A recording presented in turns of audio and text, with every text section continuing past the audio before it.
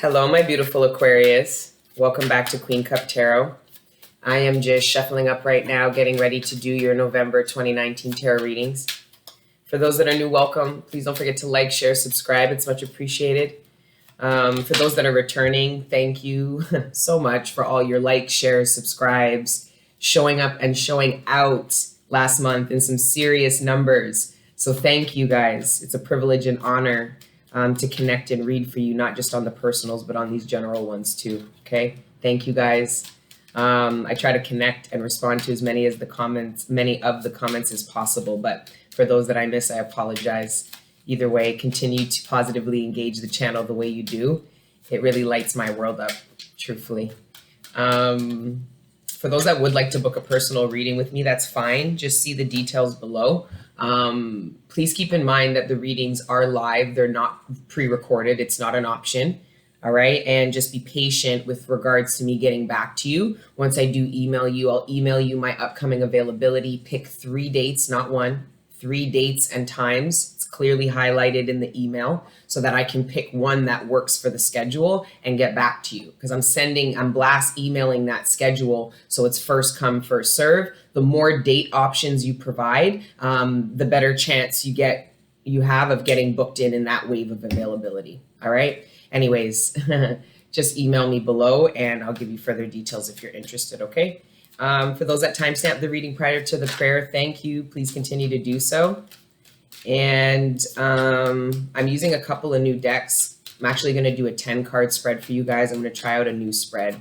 I'm going to do 5 tarot, 5 Lenormand, and then a bunch of oracles. So the decks I'm using for your spread are going to be the Quantum Tarot 2.0 that I used for the mid-month live and the bonus readings. So it'll be new for most of you.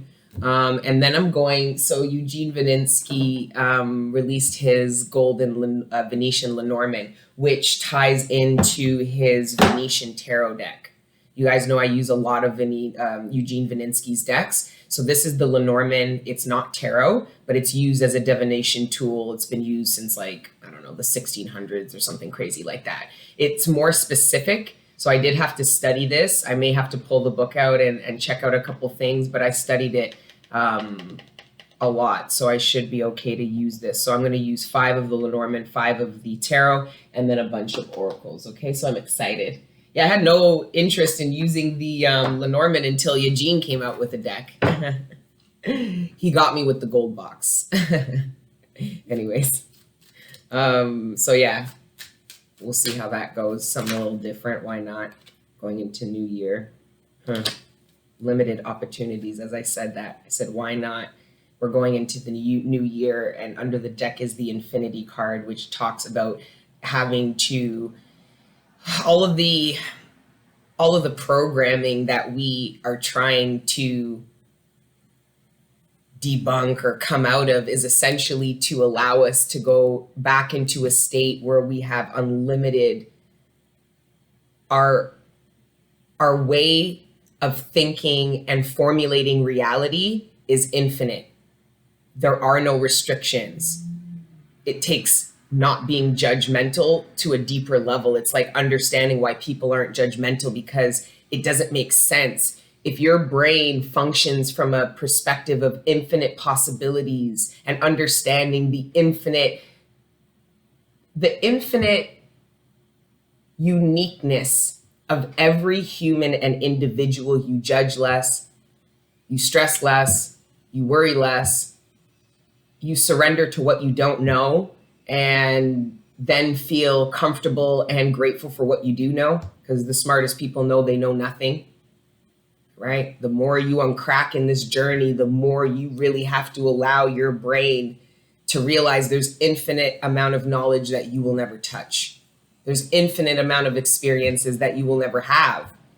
But at the same time, is it the glass half full or half empty? Is it an infinite possibility of experiences you can have? Okay. Ways you can live.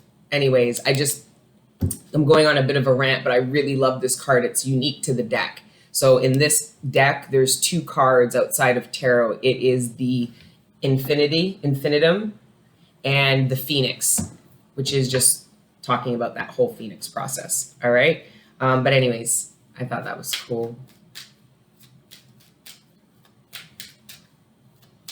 Infinite possibilities. Some of you, I don't know what the fuck you guys did over fall, but some of you are now in a position where there's infinite possibilities. Some of you are in the 5 of Pentacles energy, feeling left out in the cold, struggling with battling the poverty conscious mind, not realizing that God stripped you of everything so that now your world can be filled with limited possibilities. Maybe the life that you were living was full of limitations that created a reality that was not true and didn't fall in line with what you agreed to your ancestors you would come down here and do to the bloodline. It's like you inherited a lot of restrictive thoughts, behaviors, beliefs, all right, that actually kept you poor, alone, and a lot of fear.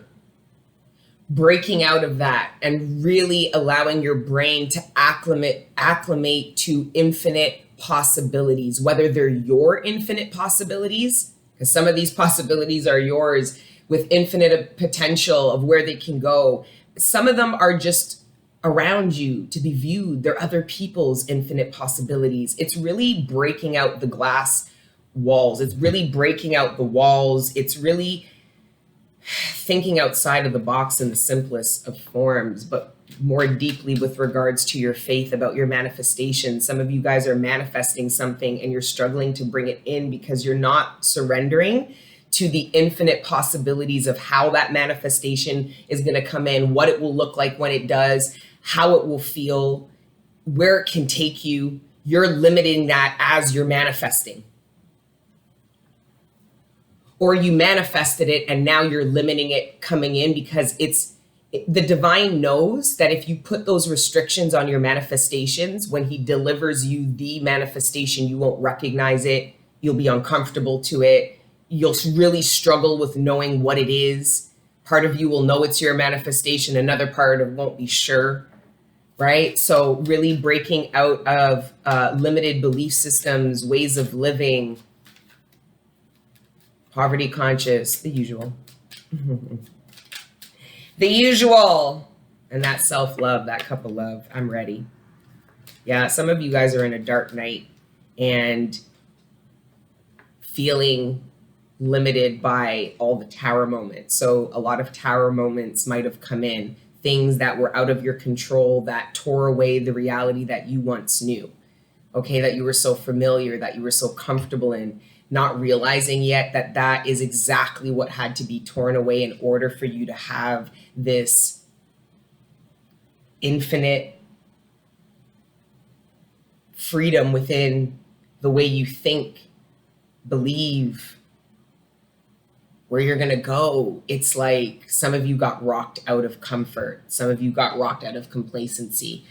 Some of you are needing to see that God literally took the table that you created a mess on and just went whoosh, and everything flew and all you heard was shattering and you went like this and you're like, oh my God, oh my God, oh my gosh, everything's gone, everything's broken. But what you're not realizing is if you look up and stop panicking, you have a completely clear table to make a new mess. No, let's hope not, right? So once the initial shock of everything shattering and getting wiped away from you, and you're like, have you ever seen somebody do that? Or like take something and smash it, and you're just like this, and you wait for everything to, and then it's like, okay, what are we doing? Like, yeah. I did get a vision. I did get a download of an entire table being wiped off, everything on it shattering, and then essentially what you have is a clear table.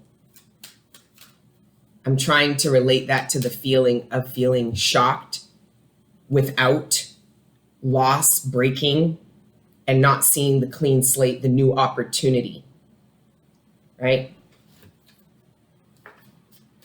All right.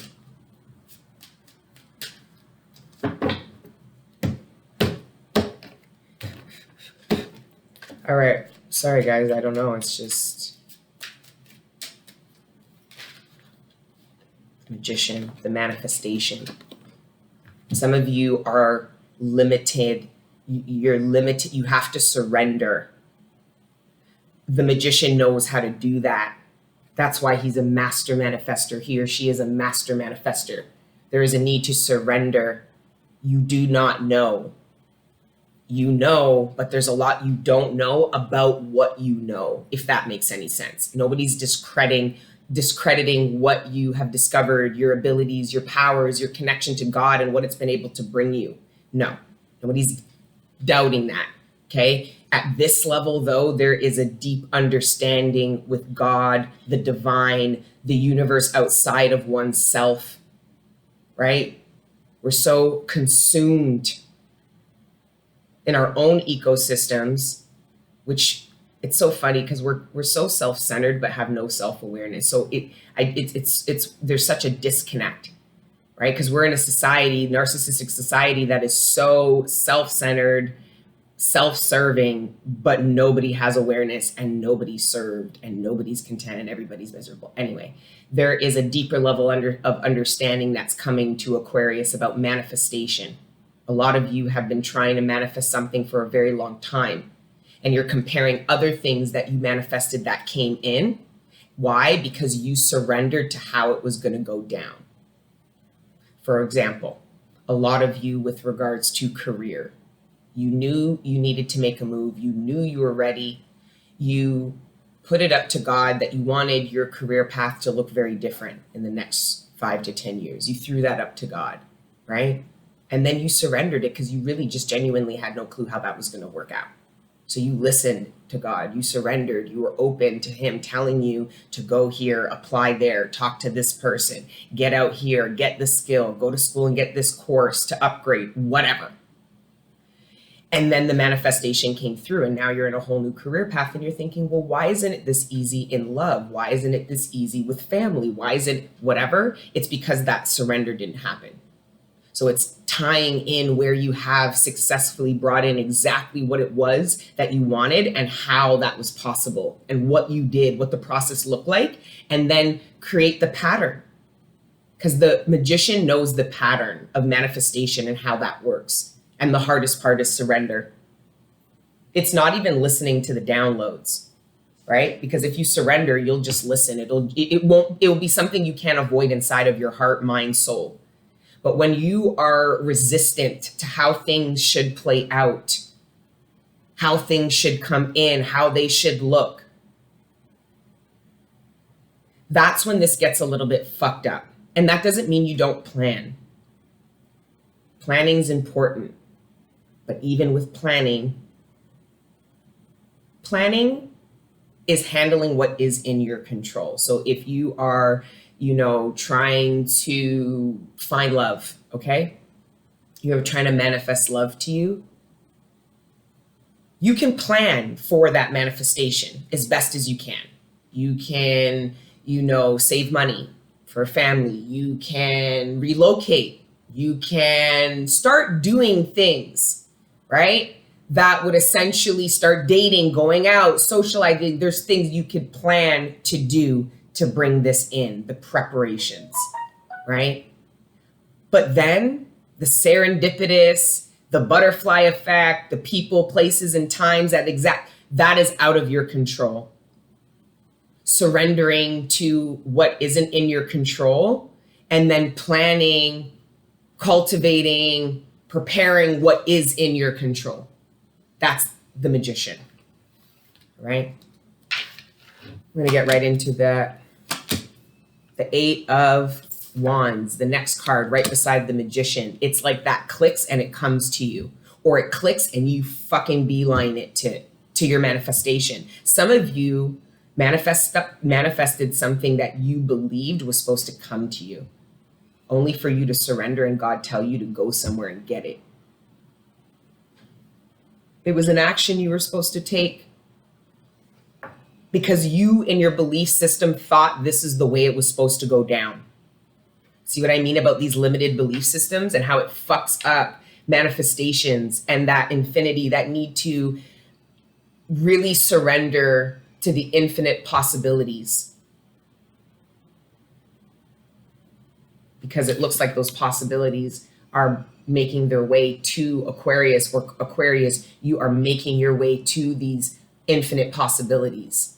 It's almost like you were manifesting something and you finally surrendered, and God said, it's right there, man. I already gave it to you. Or God might say, okay, now you're ready to receive. Here you go. It's almost like once surrender comes, there's this epiphany, there's this movement, there's this action, there's this willingness to communicate, this willingness to do more than communicate, this willingness to come together, this willingness to share, to receive, and it providing both people the utmost fulfillment. The people involved, both, multiple. Some of you manifested something for a whole family. Some of you were not just manifesting for yourself. And those are even harder manifestations because you really have to surrender on a bigger level. You have to relinquish control to what you do not have power to do, whether it's support, protect, provide, whatever. And then your divine connection gets you to go to God and ask him to do it for you, and he does. Some of you are going to see the manifestations that you brought in for people who didn't know how to manifest, but are trying. It doesn't feel codependent. It feels beautiful. It feels kind. It feels God-fearing because it wasn't something, because I think your limited beliefs made you think that you had to do this for loved ones, for family. And you struggled with all of the self-deprivating thoughts that made you think you were failing at doing that when it wasn't, it was never in your power to do. What was in your power to do was to throw this up to God and ask him. You want to use your resources and time, but in a divinely guided way to help the people around you. This is coming out of codependency, but not letting go of the love and the wanting the best for the people around you. And God then shows you, Aquarius, why codependency isn't necessary. All you need to do is be a manifester and pray and understand your limitations, but understand your infinite potential at the same time. It's alchemy. This is really amazing. It feels really good. It feels like a breaking point. It feels like an understanding. It feels like the surrender, and it comes in. And it's some of you are really going to be like, are really going to try to figure out why you didn't do it earlier because it feels so easy. It's only easy because of everything you went through not being able to do this. It became easy. It clicked. It worked. Anyway. Then we've got the Knight of Swords. So fast movement. Everything's moving now. Everything is clear. The tools, some of you manifested tools to create the manifestation. So if you are trying to build a boat, you manifested the time to build it, the money to buy the equipment, the suppliers to give you said equipment, the design, you downloaded everything, you're bringing it together, and now your boat is ready to go off to sea. There's something beautiful coming into your awareness, Aquarius, and how that comes in. I'm getting it so many ways. It's internal and external, the way it's coming in, right? Obviously with the Magician as the first card. And then the fifth card, we've got the Eight of Swords. Quite frankly, this is, to me, is the surrender. Because this is the opposite of surrender, upright. Mental imprisonment is exactly what happens when you're not surrendering to something. You're pushing against the current. You are rejecting. You are rejecting the need to surrender to what you do not know, or what is no longer. It's trapped mentally. It's the opposite. So now I see that. Because when you're in this imprisonment, there isn't a lot of communication. These people do not communicate well. And when I say these people, I mean this could be you or me. When we are in this mental imprisonment, we do not communicate well or clearly, or it's difficult to, So to me, this surrender allows for communication, thoughts to clear up. All right. Some of you have been trapped in your mind about bringing things into you. And it was because of your limited perspective of how it was going to come in. You surrender to that, and all of a sudden, shit starts moving fast. Very, very, very, very, very quickly.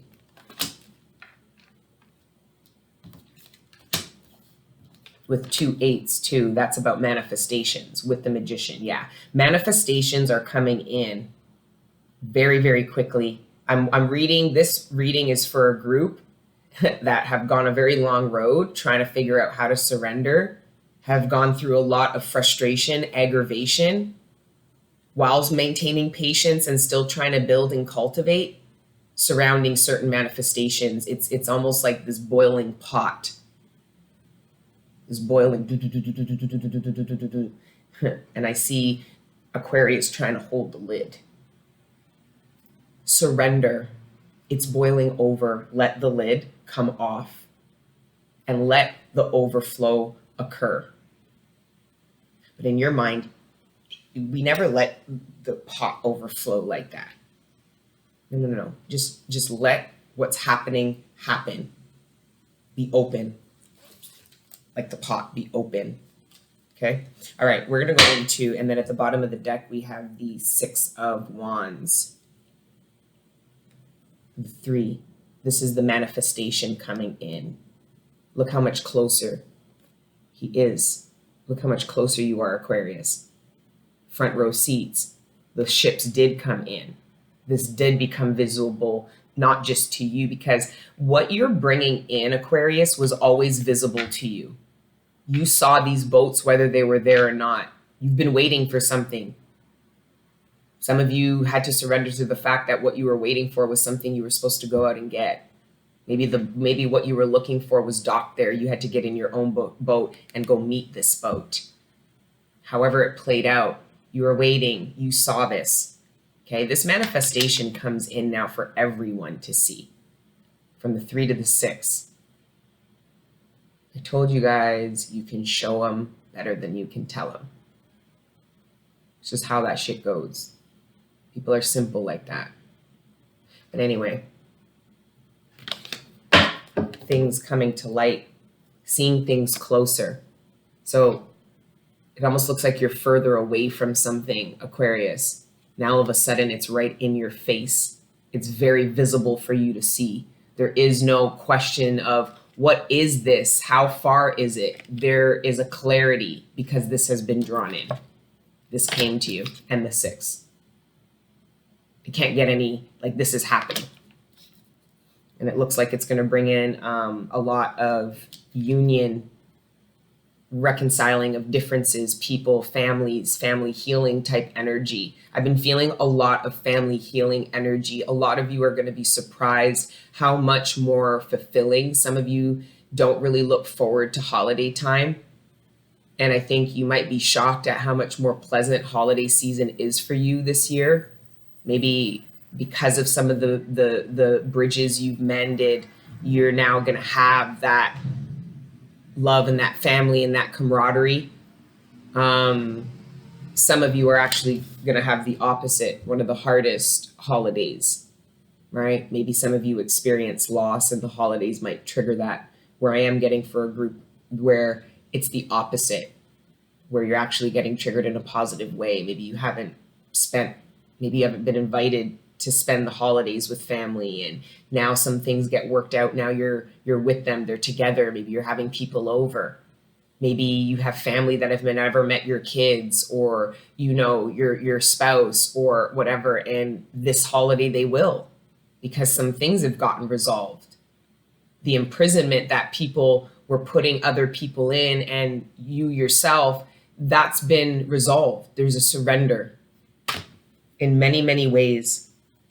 For some of you, you have your parents surrendering to the decisions that you made a long time ago surrounding children or how it was you were going to build a life, and they're surrendering to it because I think they're realizing that they're getting left out. that what you built was part of what they were always trying to manifest for themselves. But because it was outside of their belief system, they didn't believe it was a manifestation. And some of you were rejected and abandoned over it, only for some realizations and reconciliations to occur. And now the holiday season looks better than it ever has.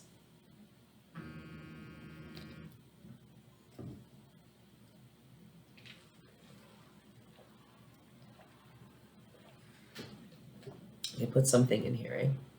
These Tim Hortons people, they put something in there, man. The way that feels, it's like I'm an addict. Like, I know. Just joking, anyways. All right. My fruits. Okay. Lenormand now. 25 minutes in. Perfect. Okay, the Lenormand. The deck is so cool. Now, what's cool is that it's tethered into the Venetian times, right? So it has all this folklore and stuff like that. So the meanings might be a little bit different than some of the other readers that use. It's, guys, we can do what we want. We can say what we want. We can, if I want the fucking 10 of Cups to mean death and desolation today, that's what it's going to mean in the reading. You guys got to let, again, these limited beliefs. You guys get so restricted. Some of you really think you guys can tell us readers like what to do. Well, I would love to get the link to your YouTube channel, okay? So I can tell you how shit your fucking readings. Let me not ruin this whole video and have to start again, because I don't want to be popping off. I feel real good, you know? And I feel like loving you guys. Oh, I knew it. I fucking knew it. But anyways, these might be a little bit different than you hear other readers.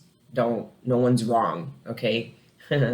Anyway, first card to come out to clarify the Magician is number 22. Here, this is the Queen of Pentacles. It's the crossroads. We know the Queen of Pentacles is an individual, stable, abundant person.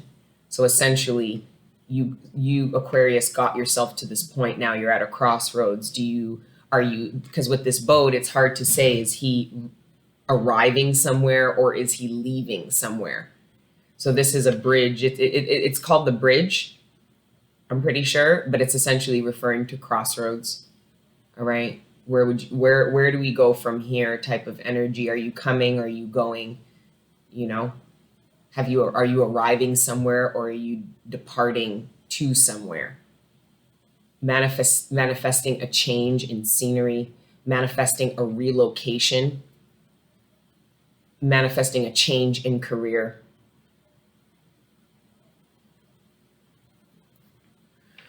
So let's keep going. The 8 of Wands.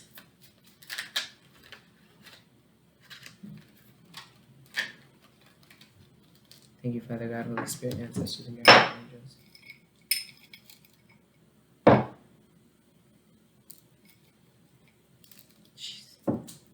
No.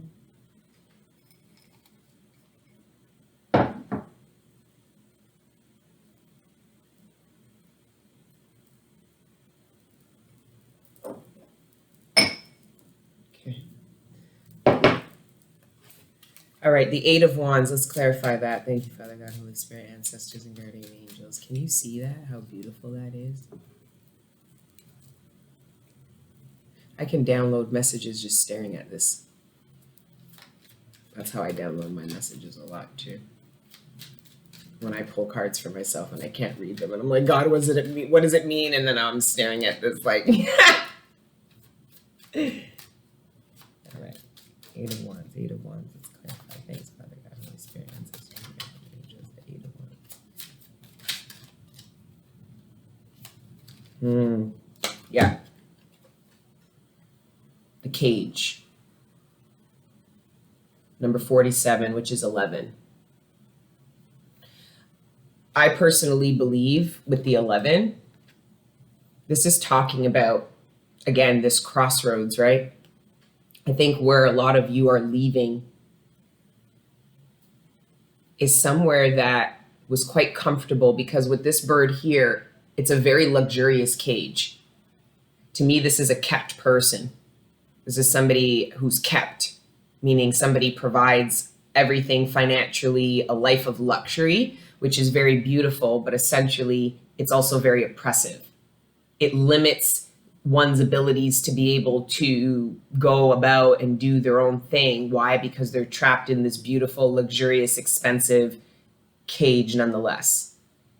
I'm pretty sure if you went into any penitentiary or prison and you asked any of the the people in that prison if they would rather their cell be coated in gold, they would tell you they didn't give a fuck. They want to get out. They don't give a shit if you put rubies, diamonds, and pearls in that bitch. Get me the fuck out. And I think some of you are realizing that you created a life of comfort that was great, but was limiting and oppressive in some form or fashion. Some of you allowed your need for luxury. Some of you have become oppressed by your need to live what looks like a luxurious life. Like it's like keeping up with the Joneses type shit. There's that mess, like keeping up with the Joneses. So with essentially, I see this as breaking out of that. For some of you, for those of you, for my feminines or masculines, it doesn't really matter, but for those that are kept, meaning somebody literally provides everything for you, you've been manifesting some kind of independence, wanting an opportunity to be your own provider. Maybe you have kids and you're looking at your kids and you're realizing that they don't know you as a provider. They almost know you as, you know, someone who just is home taking care of them. It's almost like some of you are trying to manifest opportunities that put you in a different dynamic within your relationship or home, one that breaks you out of this cage a little bit, because it's comfortable and it's beautiful, but it's oppressive. There's limited space. There's limited opportunities. It's like being stuck in the house, essentially, because there is a card of the house, but it doesn't have that oppressive feel where with the cage it does. So some of you are manifesting opportunities, business, career, okay? And now you're actually, the divine opens this fucking door to the cage for you. Maybe the person who owns the cage and put you in the cage is yelling at you as the divine is opening up the cage, challenging you whether or not you would like to fly free of this or stay here. Because this cage was made specifically for that bird. So there is a sense of, I don't know, what do you want? Do you want comfort or do you want freedom? Do you want luxury or do you want to be free? Because there is this sense of luxury with this card. Anyway, we're going to keep going. A crossroads surrounding one's independence, a crossroads surrounding moving. Like, for example, some of you are considering moving, but where you live is maybe around a lot of friends and family, and that's very comforting and supportive, but at the same time you feel limited because maybe you're feeling a pull to move or locate somewhere else, right? So there is this tussle between where do you want to be and what's worth it, because it does look like there's a sacrifice for some of my Aquariuses. In order to bring in a manifestation and truly embark in a new path, there is a sacrifice one will need to make. And it's surrounding comfort, or what is believed to be comfort. Oh, I don't want to burn my face off because I have burnt my hair on that. Ooh. Number 28. This is called, I forget what it's called, but it's about like inherited family secrets. Oh.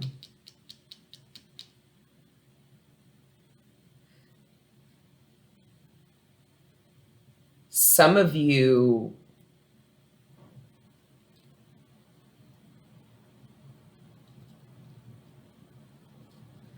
might have shared with a family member or somebody close to you some kind of secret, a very, very deep secret about this manifestation, about maybe some moves that you're looking to make, about this crossroads, right? Problem is this person said something, with the Knight of Swords, they said something, and now somebody's trapped in their mind about this deep secret that was shared. Because I'm assuming now action has to be taken because somebody spilt the beans. But this isn't just any secret. It affects family. Oh, whoa, whoa, whoa, whoa, whoa, whoa, whoa, whoa, whoa. For some of you, you were victimized by a family member, and that has been the secret this whole time. And ironically enough, they should be in prison. They should be carried off by the Knight of Swords and locked up and put into prison, or maybe even dead. But ironically enough, you've lived your life this way. Or since that occurred, this victimization. It doesn't have to be a sexual, because I know a lot of you are immediately thinking of sexual abuse, which for some of you it is. When the truth comes out, the shit's going to hit the fan. It's going to be because there's recognition, like things come to light. But it could be anything. It could be somebody stole like family heirlooms, money, gold, somebody passed away, inheritance was stolen, something of this nature, something.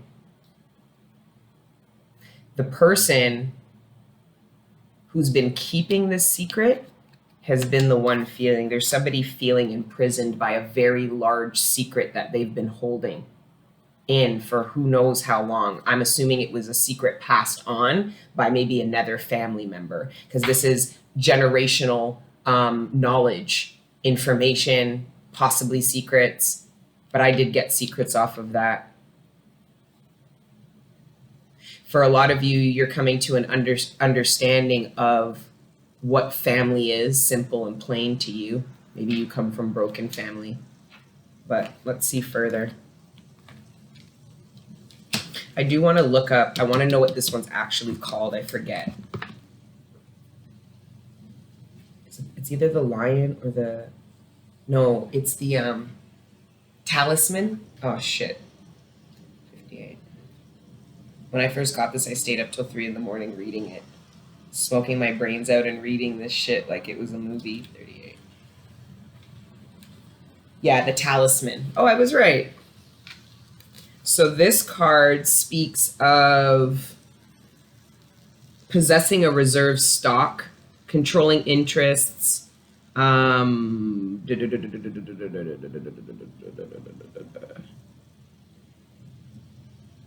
alliance based on merging of capitals or noble families aimed at reconciling high-powered families, karmic relations based on a series of mystical events or signs, to avoid selling your family relics, destroying your family, changing your places of residence, giving away or discarding symbols of your happy period in life, spending your money reserve, pawning your engagement ring, or cursing your close ones. Those are the recommendations of what to try to avoid. Maybe somebody's trying to sell something that belongs to a family heirloom, and there's some conflict about that. Either way, we're going to move on from that. That seems super specific. And then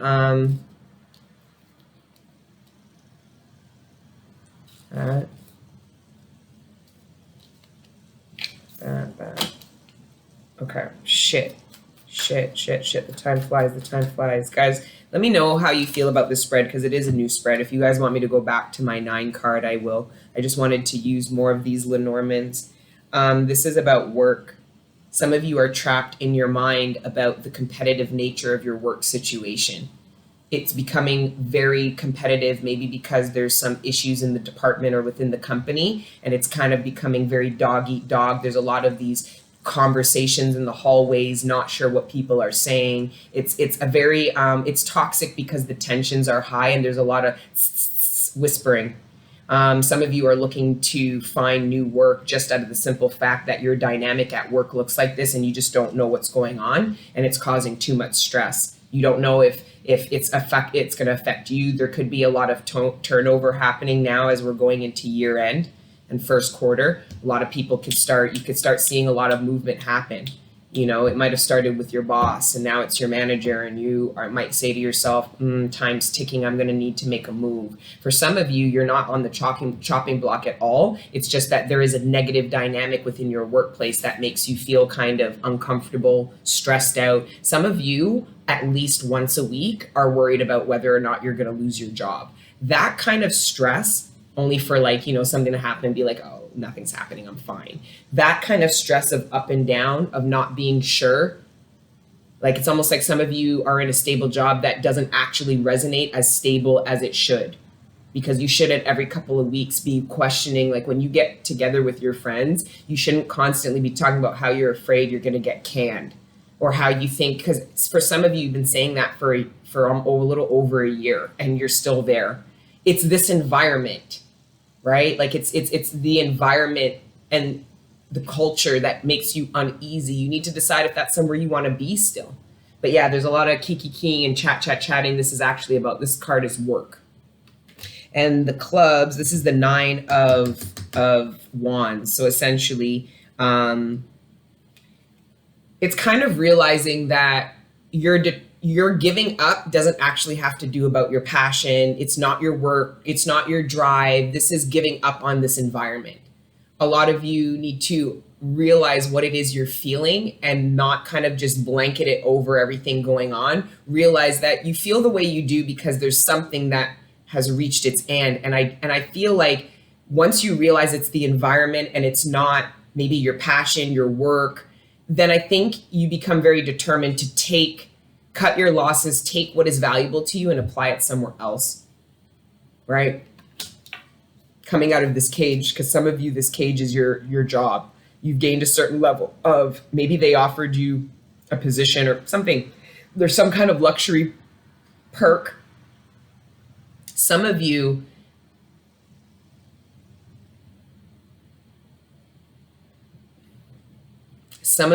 are, your employer knows how to trap you with money and shiny things to keep you from not going for. So for some of you, your employer is pushing on you, putting pressure on you, giving you work outside of your responsibilities, and then lavishly giving you things to compensate for that. But essentially what you're getting, okay, isn't actually, like, if you were to be paid properly and given the title for everything you're doing, there wouldn't be a need for all of these extra little gifts or bonuses or shit. It's almost like that shit was cool, but now you're realizing doesn't matter how beautiful this is, or there is this sense of it's not enough. I need more.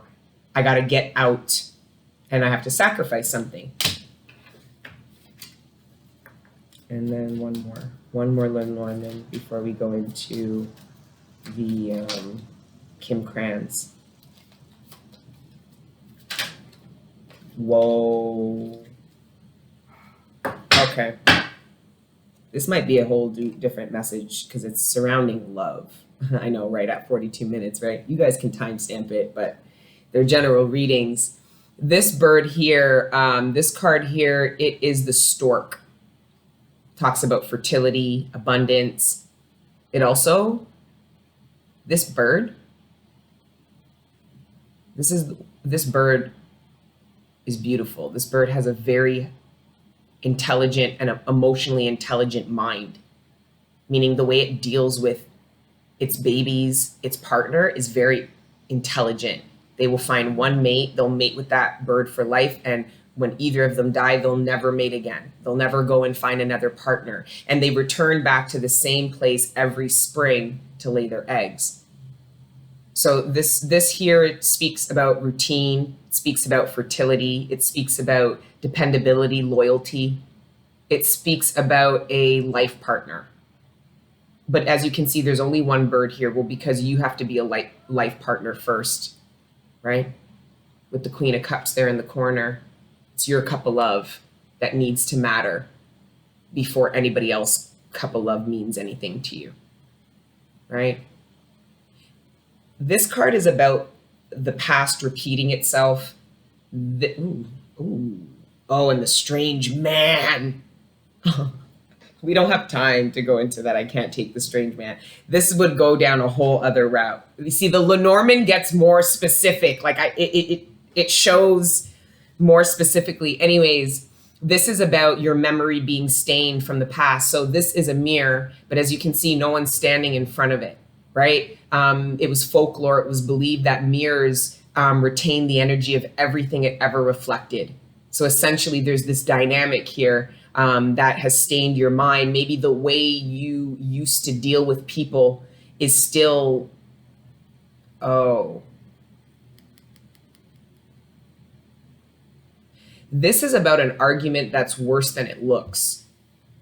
This is about a disagreement, something that is actually worse than it looks at first glance. Yeah. There's something at first glance, something is deceiving. This is also about past memories and stuff like this too. With the 4 swords in the corner, that is reflection over heartbreak. So this could be a past heartbreak, past relationship that didn't work. And all that essentially did was temper you into being one of the most loyal and emotionally intelligent birds in the kingdom. And this bird will find a life partner, and they will travel the world together and cultivate and build and reproduce, right? It's like the past, for some of you, the past is fading away. A relationship, the prominence of a relationship in your life is actually fading energetically. You're realizing there's a dynamic or a person that doesn't reflect to you. When you look in the mirror, it looks foreign, it looks strange. A lot of you are invested in a new reality in your futures now. The past is fading away. This old foundation that you had with these people is fading away. And essentially, number 17 is number 8. I've got a lot of 8s, 3 8s. It's the new manifestation. Infinite possibilities, a new spring, a new year, 2020. Either way. Oh, shit. I want to keep them under. I'm going to quickly pull from the Kim Kranz. I love this deck, and we'll read this from the book. Thank you, Father God, Holy Spirit. The box. God's got jokes. Yeah, case in point, the box. The box. This is the box that we live in, that was so graciously gifted to us by society, religion, the whole 9, and the many lifetimes we spend trying to peel away the layers of this box. The cage, the rules, and the norm. We all live to some degree within the confines of the box. This archetype represents everything that is known, anticipated, and expected. It holds us in place while simultaneously holding us back from our greatest visions. The box is sneaky, insidious, and everywhere, limiting us at the most unconscious levels. It is built for a layer upon layer of social constructs and pressures. Breaking through its confines requires awareness, continued effort, and bravery. The box may appear as expectations from parents, a well-paying but heartless job, the pressure to look or behave like others, or simply to stay small. There is a box around you now, made of some type of confining thought. What is it? The box shifts and morphs as we grow. This is part of its multi-layered nature. Once you break through one layer, another one will present itself to you. Keep going, break through. An exquisite life requires it. This card, when light, structure, order, coherence, and logic. When dark, limitations, rigidity, judgment, and fear. And to go deeper, Richard Serra on Ton Prop, House of Cards. Everything within the box is known. Everything outside of the box is unknown. That is why it is more comfortable to stay within its walls. Choose freedom. You know this cage. You know it well. You don't know what's outside of it, but you've had this pull to come out of it for God knows how long. It's time. You're equipped. It's time. Freedom is the key. No more slave culture. I love you guys. Please like, share, subscribe. Let me know your thoughts. Hopefully I'll catch you on the mid-months. But until the next time I see you, please let your inner angels live. Ciao.